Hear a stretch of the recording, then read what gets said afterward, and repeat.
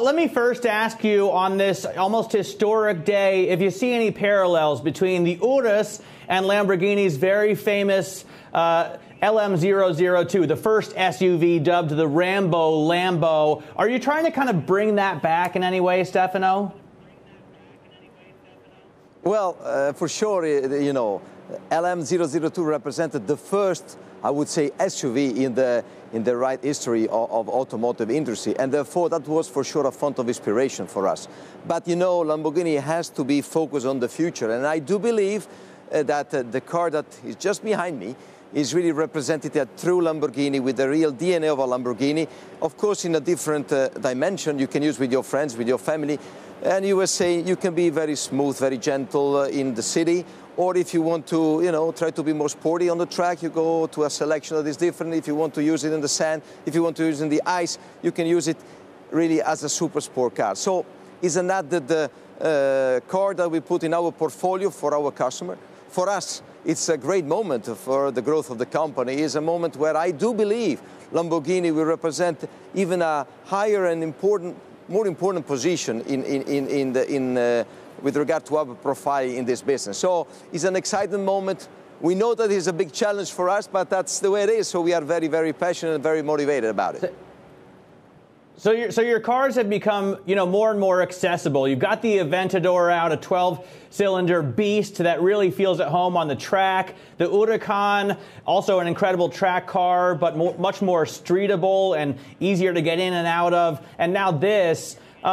What do you expect this to do to sales, Stefano? I mean, first of all, how many cars are you going to sell this year, and how many cars will you sell, say, in 2020? Well, actually, this year will be another record year for the company. You know, we just need to wait for the last couple of weeks, but you know, the figures that we are heading to the end of the year is really something unique and spectacular in terms of volumes. We're going to be over 3,700 units, so we're going to have an incredible growth year by year. Of course, being an exclusive brand, it's important to be balanced in the growth. If you're looking what is the effect of this model versus our situation, we are expecting that in 2019, with a full year of production of the super SUV, we're going to be more than the double. And that's really something that is putting up our heads on a different dimension. It's not trivial, above all for us, that we are not used to that. The claim of this car was, since we made it possible, no one would have thought that in this moment, if you look where Lamborghini was 10 years ago, that momentum was really there. So really important in terms of perception of the brand.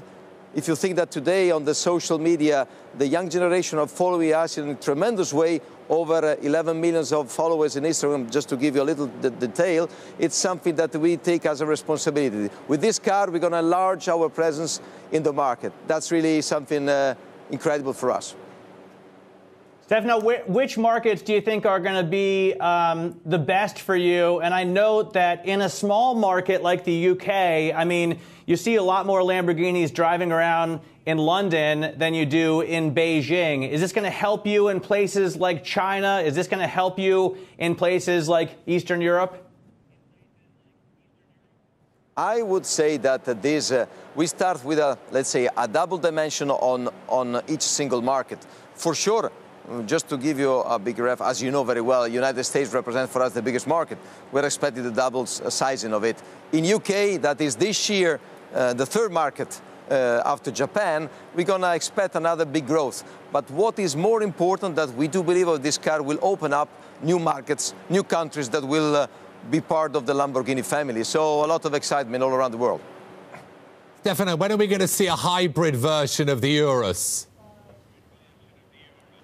Very soon. That's already planned. The second generation of this car will be with hybrid, and I would say that that is heading around 2020. That's the idea, 2021. So this is the flexibility we're going to take it, because depending how the situation will evolve, but that's already a decision taken. Where are you going to take market share from? Where are you going to conquer the most customers? I'm talking about the competition, Stefano. You know, this is a time when Aston Martin, Ferrari, Rolls-Royce, they're all launching utility cars in the next 3 years. So I suppose it begs the question, what differentiates you and who are you going to take market share off? I think in terms of differentiation, our elements are the usual one. Design, the strong personality, characteristic of a super sport car in a super SUV. I mean, the parameters that you know very well are extremely important for us. The technology on this car is superb, and therefore, I would say, speaking about the competitors, with all respect, you know me, that's my approach. I do believe that we need to be sensational on our side. And the others, if we are able to prove that this car is really something special, no matter is the provenance of the other customer, we will take them and join in a very welcome and warm welcome into our world. Stefano, how can you, I mean, ever since Ferruccio Lamborghini set out to best Enzo Ferrari, he's always kind of hit the automotive world over the head with a sledgehammer. I mean, you know, amazing designs that kind of split people, massive V12 engines that just burned rubber with amazing amounts of horsepower. Can you still do that? Can you still kind of live with that DNA in a world where you need to be more environmentally friendly and sell more cars to a diverse clientele? I think that this is the biggest challenge, but for sure we want to be, as you know very well, in our DNA it has to be different from the others. So we need to find the right balance in terms of compromise on what is the right approach with hybridization that will come into our portfolio with the right engine. Our idea is to keep together with hybridization the natural aspirated engine, because that's really something that is what our customer wants. And we don't have to forget one thing, that for sure the super SUV, the Urus, will be a fundamental step into the future in terms of growth. But we will stay always focused in the preparation of the next generation of the super sport car, because Huracan and Aventador will stay, you know, for the next decade with different names maybe, but with different concept for sure, with a different design, keeping the same values and tradition that make the difference of our brand. Well, I always wonder when I talk to companies like Lamborghini about dealership networks. It's such a sensitive. I mean, your dealership network is like a family to you because of the size of it. How much are you going to have to grow? Are you going to need another kind of dealership strategy? Do you have a totally new concept? Since you're going to double the size of your output, what's your dealership network going to look like? Absolutely. We are enlarging the family members because we are today around 130 dealers. We're going to be, end of next year, 165. Today, in Sant'Agata, we have a very important meeting in 10 minutes.